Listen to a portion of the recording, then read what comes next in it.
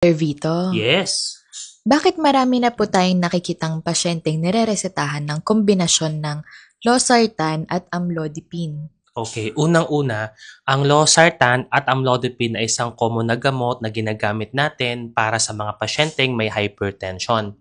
Marami na tayong napapansin ito na niresetahan ng kombinasyon sa mga rason. Number one is mas maganda ang effect nito pagdating sa pagpapababa po ng blood pressure pagdating sa pag-inom ng single na gamot.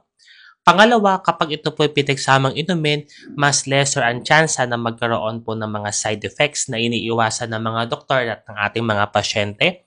At napatunayan po sa Library of National Medicine na ito'y effective magpababa ng blood pressure ikumpara sa isang solo na gamot na iniinom.